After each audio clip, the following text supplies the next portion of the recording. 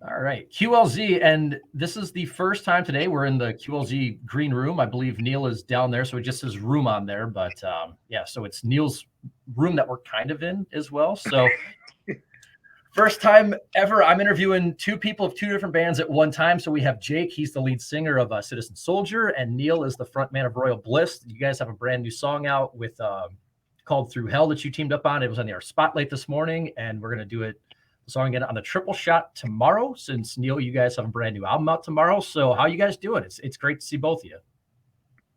I'll let Jake start. All right. Doing well, man. I'm getting over the strain of COVID that's kicked my butt.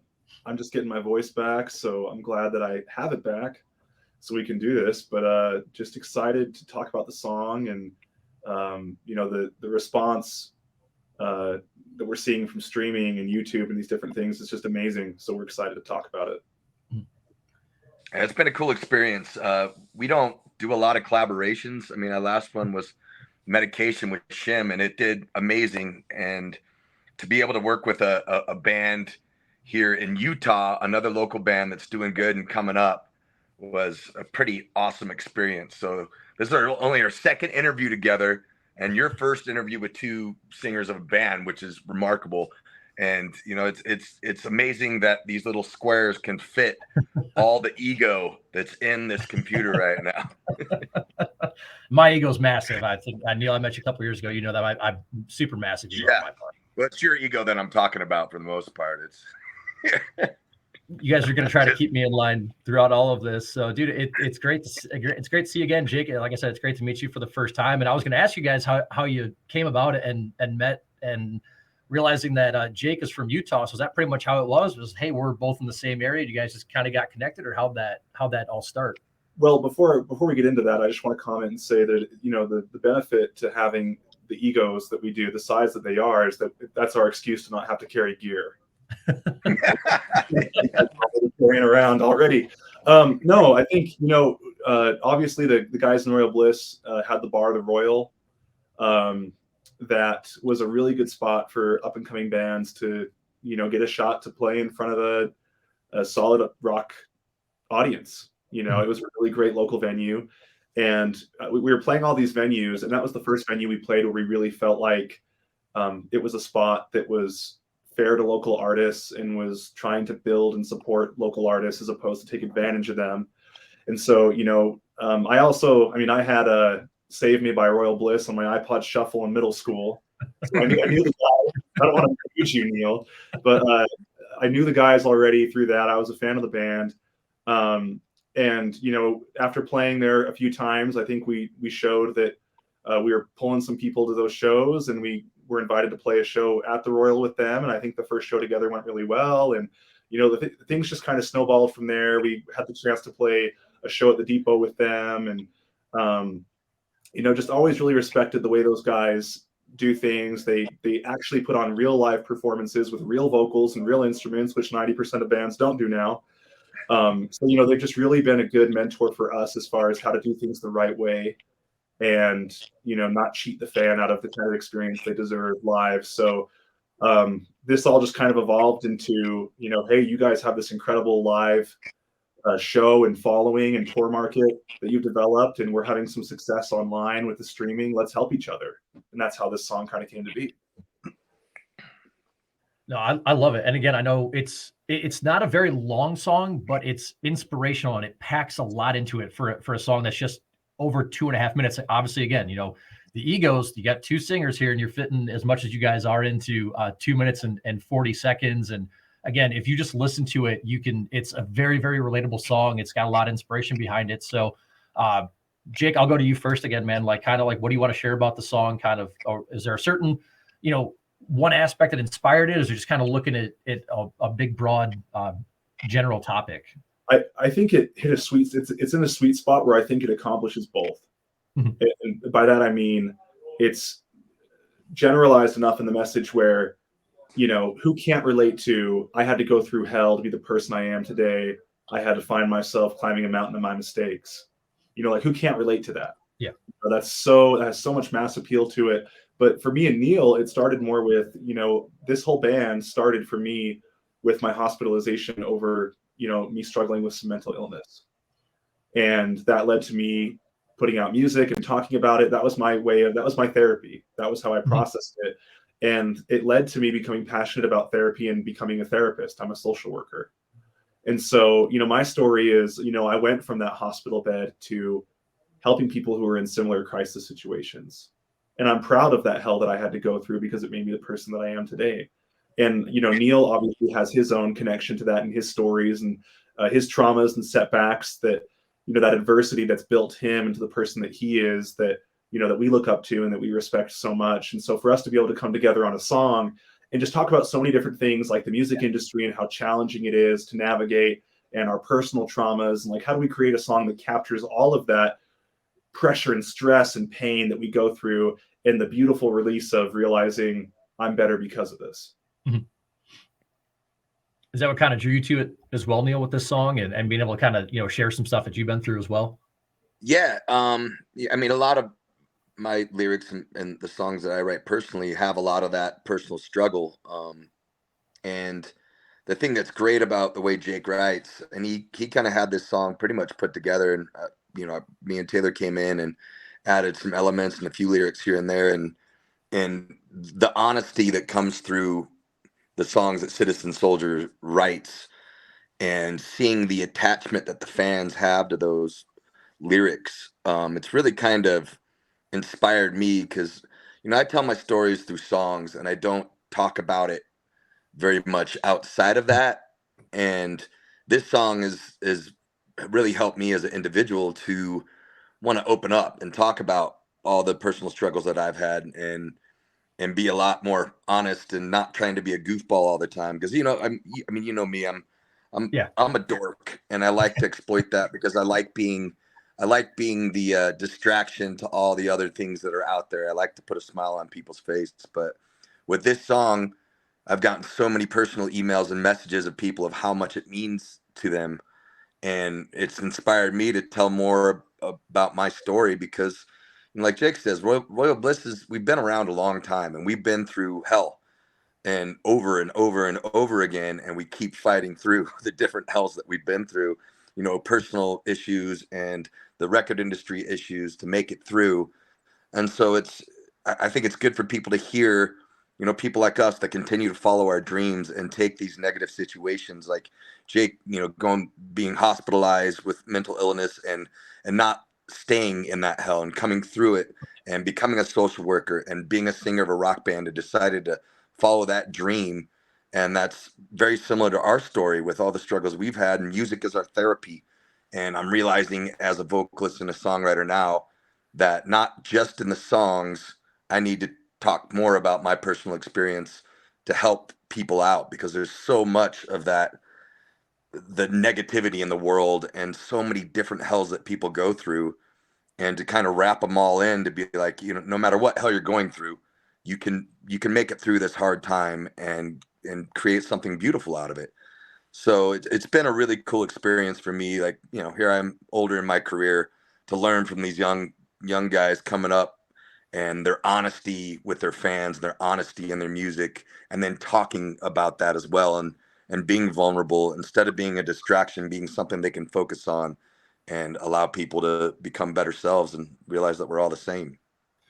And it's been nice to actually see, like you said, you get a lot of personal emails. It's been nice to see people go to, like Citizen Soldier's Facebook page and share stories of what they've been through. And it's not people arguing for a change on social media. It's people coming together and relating and really sharing a lot of their stories. It's been nice. And Jake, what I want to ask you really quick as well is, you're now a clinical therapist. So I believe Eva from Eva Under Fire, I believe, does kind of a similar career as you.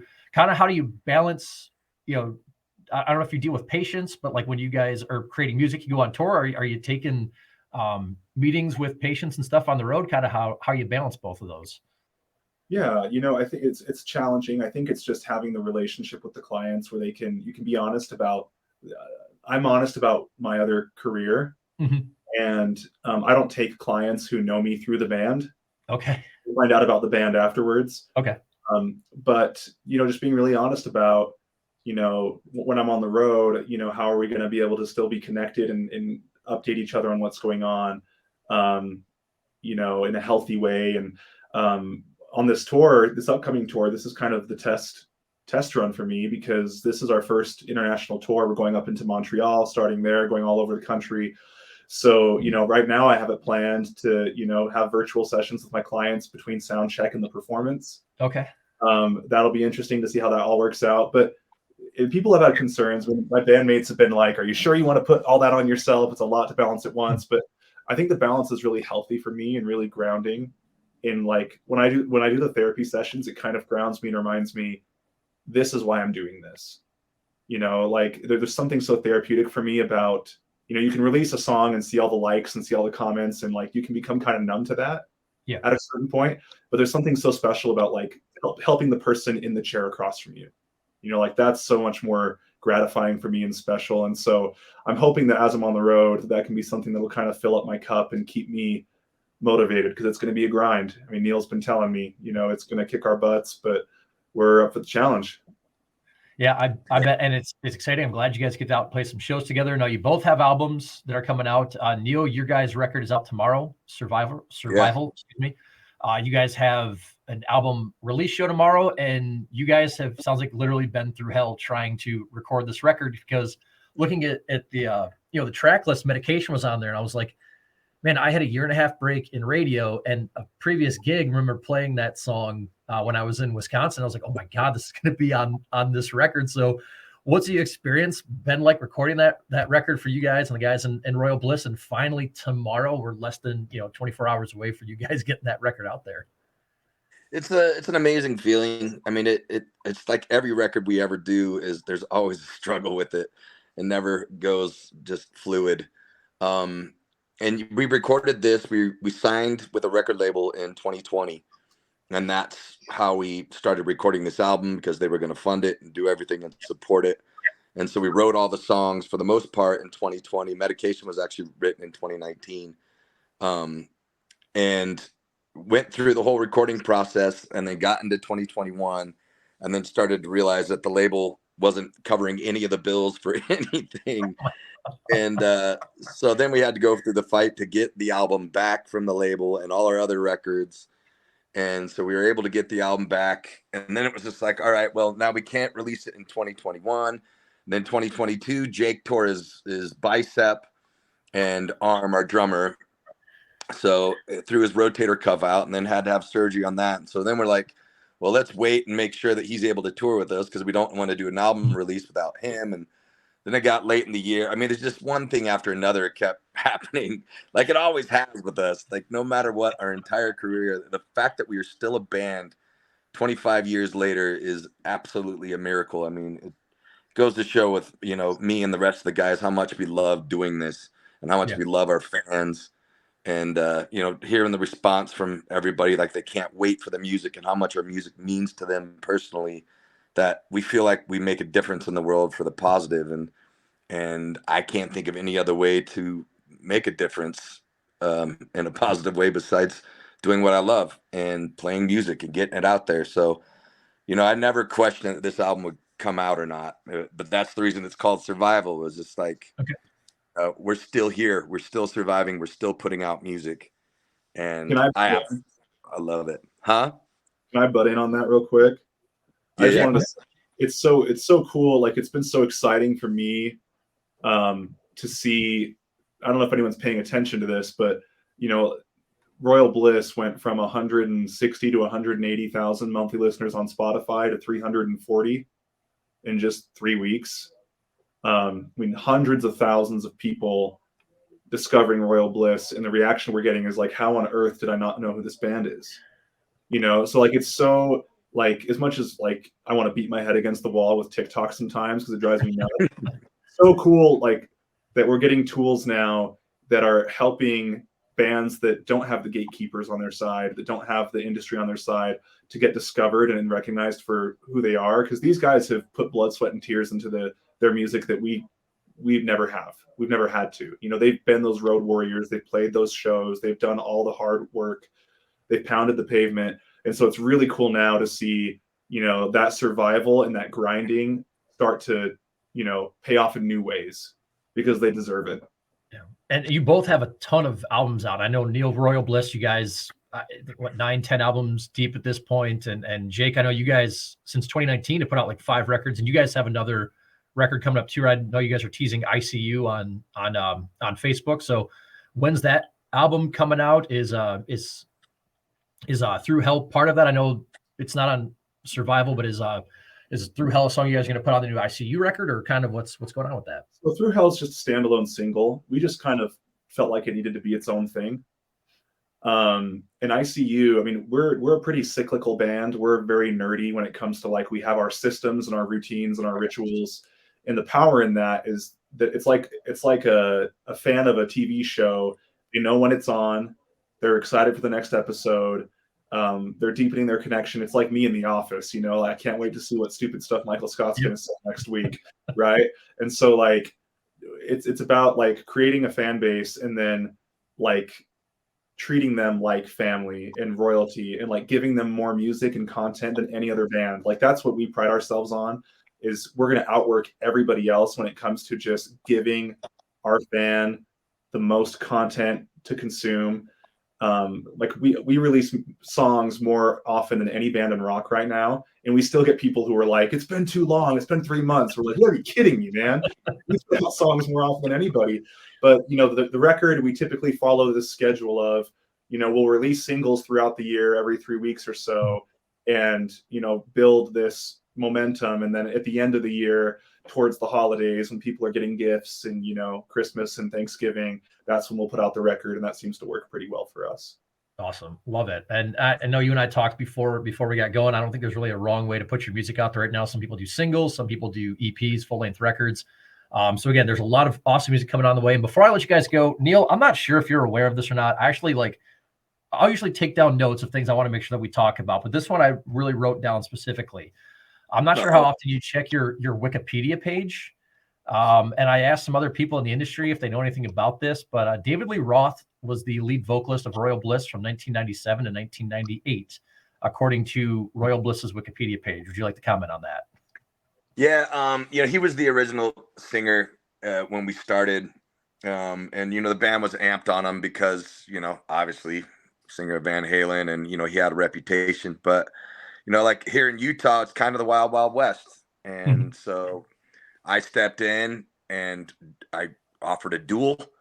And so we had a knife fight out at the flagpole, and clearly I won that knife fight. You know, he's really good at jumping and stuff.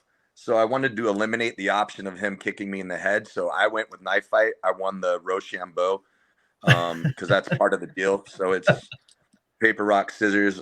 I went with rock. He went with scissors. So I won and decided that I wanted to have a knife fight because I'm pretty good with a knife.